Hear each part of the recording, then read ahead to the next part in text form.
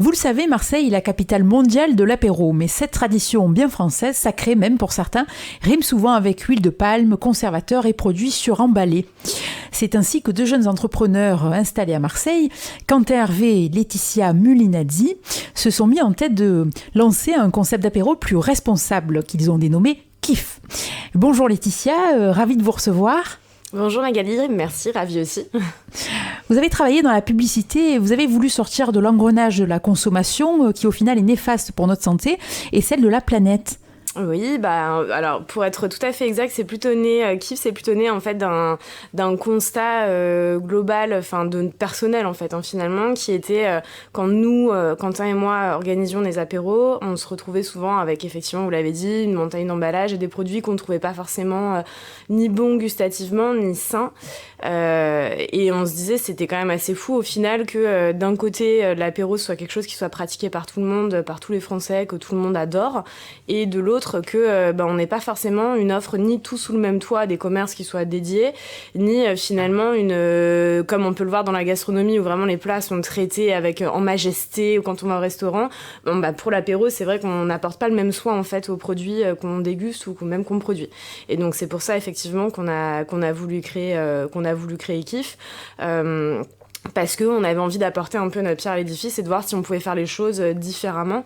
Et vu qu'on est tous les deux passionnés de bouffe, de resto, d'œnologie, tout ça, voilà, c'est plus parti d'une envie plutôt que d'un rejet, on va dire. Oui, ce n'est pas un hasard puisque vous êtes fille, je crois, d'œnologue et toujours à la recherche de bons produits. Exactement. Et alors, c'est au mois de mars que doit s'ouvrir votre boutique et avec vous, l'apéro sera sans doute plus épicurien avec des produits locaux et de saison. Oui, tout à fait. Ouais. On va ouvrir, alors on espère autour du 15 mars, donc on est toujours soumis aux aléas de travaux de dernière minute, donc pour l'instant je ne m'engage pas sur une date, mais en tout cas on communiquera sur nos réseaux sociaux sur la date précise d'ouverture. Et effectivement l'idée c'est de proposer à peu près on va dire 70% de produits issus d'un rayon de 250 km de Marseille, dans l'idée en fait que tout ce qui est, on va dire c'est une démarche de bon sens, c'est-à-dire tout ce qu'on peut trouver autour de nous, les légumes, les céréales, on est quand même très gâtés dans la région, certains vins, on n'a pas d'intérêt à aller les chercher ailleurs. Par contre, quand il y a un réel intérêt à aller ailleurs, exemple le parmesan qui n'est produit qu'en Italie, globalement le vrai parmesan, ou certains vins qui sont les vins de Loire sont les vins de Loire, là pour le coup on va les chercher plus loin. Mais en tout cas, on va dire que pour tout ce qui est produit à transformer, là, pour le coup, et notamment dans le cas des salades et des tartinades qu'on va produire en maison, là, on va aller chercher vraiment le plus proche de nous possible. C'est une démarche donc éco-responsable et KIF se décline aussi dans les pique-niques. Oui, tout à fait. En fait, on va à la fois proposer une offre donc d'apéro, donc on trouvera à la fois des charcuteries, des fromages, des biscuits, des crackers, des tartinades comme je disais qui seront faites maison, et à côté, on va proposer des salades gourmandes, donc du coup pour soit à emporter le midi, soit effectivement à emporter directement dans son lieu de pique-nique, que ce soit sur un bateau, dans les calanques. Voilà, l'idée est donc à la demande du client de proposer ce pique-nique directement en fait, on va dire empaqueté dans des glacières que les clients peuvent prendre avec eux et nous ramener ensuite. Oui, et vous êtes référencé auprès des réseaux de consignes, l'incassable, et collaboré avec Covy, première entreprise européenne proposant des couverts comestibles. Oui, tout à fait, ouais, effectivement, on a de la chance de les avoir trouvés. L'idée était en fait d'aller au bout de la démarche, c'est-à-dire de se dire que quitte à avoir des produits qui soient conditionnés dans des contenants réutilisables et notamment des bocaux en verre, qu'on puisse trouver aussi tout ce qui va autour, donc tous les accessoires qui sont liés à l'apéro et au pique-nique, qu'on puisse en fait trouver des solutions alternatives aux jetables, et donc Covy en fait partie puisqu'il s'agit de couverts, fourchettes et cuillères à croquer, donc mangeables à base de biscuits, ce qui est assez rigolo au final aussi quand on mange, puis ça apporte quelque chose à la dégustation.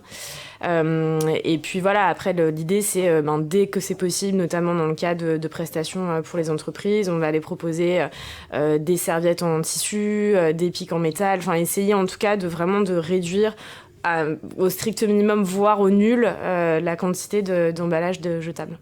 2 entreprises, Couvi et L'Incassable, installées à Marseille, c'est important de le préciser. Exactement, ouais.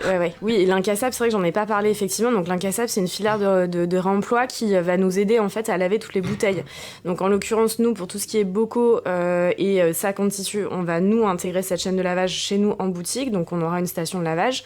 Par contre, on n'est pas du tout équipé en chaîne de lavage de bouteilles, ce qui est beaucoup plus industrialisé.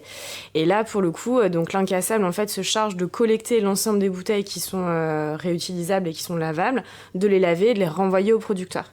Et donc c'est en ce sens-là qu'on va travailler avec eux. Alors l'apéro version kiff, c'est aussi bon pour le porte-monnaie grâce au panier anti-gaspi proposé à prix réduit. Ouais, effectivement. Alors ça, l'idée, c'est toujours dans la même démarche en fait de pousser un petit peu jusqu'au bout ou jusque là où on peut aller en fait en termes de responsabilité. On a envie de limiter au maximum en fait les pertes. Et donc là aujourd'hui, on a un partenariat avec Too Good To Go, qui est une appli en fait sur laquelle on peut booker des paniers anti-gaspi, pas seulement les nôtres évidemment, mais ceux de certains restaurateurs, de certains commerces qui sont eux aussi partenaires pour justement en fait tous les produits qui vont par exemple périr dans la journée, ce qui arrive beaucoup sur le frais, sur les salades, sur les tartinades, etc. Qu'on puisse en fait au lieu de les jeter, les proposer aux clients à un prix du coup qui reflète la péremption, quoi. Très bonne initiative. Et vous ciblez alors une clientèle assez variée. Vous avez parlé des entreprises, mais aussi les particuliers. Et d'après les tests que vous avez réalisés, le concept semble déjà séduire. Ouais, avant de lancer la boutique, on voulait être sûr qu'il y ait une forme d'appétence en fait pour à la fois le concept et ce qu'on proposait aussi en termes de produits, de recettes, etc. Et donc pendant 1 an, on a été à la fois sur des marchés de producteurs pour rencontrer la clientèle de particuliers. Donc on a testé nos recettes, on a testé nos produits, nos prix, etc. Et on a aussi également fait des prestations pour des entreprises et on a organisé des pique-niques sur des bateaux, ce qu'on va renouveler, enfin ça pour le coup dans les prochains mois, où l'idée c'est de proposer en fait aux gens qui le souhaitent de préparer leur pique-nique en vue de leur sortie bateau, le livrer au pied du bateau ou qui viennent le chercher à la boutique vu qu'on est juste à côté, comme ils veulent. Et après de venir le rechercher ou qui nous redéposent des glacières vides une fois leur sortie terminée. Oui, vous avez même l'ambition de livrer les clients sur le lieu de détente, les calanques. Ouais. Enfin... Alors ça, c'est une ambition, effectivement. C'est l'idée à terme. Là, pour l'instant, on va essayer donc de mettre vraiment en place la boutique, la logistique. Si on réussit déjà à bien faire correctement et à bien être cadré pour tout ce qui est livraison sur les bateaux, donc le Vieux-Port qui est juste à côté de là où on va s'installer, 21 Grand Rue, ce sera déjà super dans un court terme. Et après, effectivement, l'idée, c'est de trouver en fait des moyens de façon plus événementielle d'aller livrer des lieux dans lesquels les Marseillais font l'apéro ou font des pique-niques de façon instinctive. Ça peut être les calanques, ça peut être certaines plages, ça peut être des parcs. Charge à nous aussi de trouver les solutions de reprise aussi des contenants, parce que c'est important qu'il n'y ait pas de déchets qui soient laissés, justement, c'est toute notre ambition. Et ça, pour le coup, ce sera probablement plus à horizon un an ou peut-être 1 an ou 2, quoi. On va voir à peu près comment on évolue. Votre été promet d'être animé. Exactement. Alors, vous souhaitez poursuivre sur cet élan et avez lancé une campagne de financement participatif pour investir dans la logistique. Oui, tout à fait. On a en ce moment une campagne qui est en ligne sur Ulule, qui est donc une plateforme de financement participatif. L'idée pour nous, en fait, c'est d'aller chercher les financements qui sont nécessaires à justement la création de notre chaîne de réemploi, donc notamment le lave-vaisselle qui va nous permettre, professionnel j'entends, on parle pas du lave-vaisselle qui est dans notre cuisine, le lave-vaisselle qui va nous permettre en fait de laver les bocaux notamment, une sous-videuse qui permet de mettre sous vide les bocaux et qui pour le coup va probablement aussi nous aider. On parlait de gaspillage, mais dans justement la préservation des qualités gustatives et des dates la prolongation des dates en fait de péremption de certains produits frais, et idéalement également une fontaine à eau microfiltrante qui va nous permettre en fait de recharger les gourdes des clients en eau fraîche, gazeuse ou plate, plutôt en fait que de vendre des bouteilles à l'unité dont on sait qu'elles finissent un peu trop souvent là aussi dans la nature. Que de belles initiatives. Merci beaucoup pour cette interview, Laetitia. Souhaitons que Kif puisse opérer le changement attendu chez les producteurs tout comme chez le grand public. Je mentionne le lien pour financer votre projet jusqu'au 8 mars, ulule.com/kif-marseille et votre site onsefaitunkiff.fr. Merci Magali. Arthur Fils a débuté l'Open 13 sous les meilleurs auspices en l'emportant hier sur le Russe Roman Safiullin 6-4, 6-3.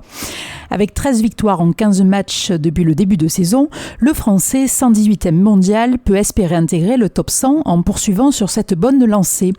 Et il était avec nous hier à l'issue de sa victoire. Arthur, vous confirmez tous les espoirs placés en vous en éliminant en 2-7 Roman Safiullin, un joueur mieux passé que vous. Quel est votre ressenti ? Je suis assez content de cette victoire. Ça a été un match assez compliqué. Fallait bien le gérer. Mais je suis content. Je suis resté bien concentré de A à Z. Voilà, la confiance, j'en ressors avec ce match gagné. Vous affrontez Sinner au prochain tour. Comment abordez-vous ce match ? Je vais l'aborder bien concentré. Ça va pas être un match facile, c'est sûr. Il m'a battu la semaine dernière, il y a 2 semaines. Donc je vais voir comment je vais aborder ce match. Je vais en discuter avec mon coach et puis voilà, ça devrait bien se passer. Vous pensez aller loin dans ce tournoi ? Je vais essayer du moins. Déjà demain, ça va être un gros match. Et puis plus on avance dans la semaine, plus les matchs sont durs. Donc je vais essayer. Le mental est très important dans une carrière et c'est sans doute au début que la confiance s'acquiert. Oui, c'est au début. Je pense que le mental, c'est un peu une question d'éducation. Donc, vu que mes parents m'ont éduqué, n'aurais jamais rien lâché, etc. Donc, je pense que c'est dû à ça que j'ai un bon mental. Et sur le terrain, peut-être que ça ressort, quoi. Merci beaucoup, Arthur. Merci.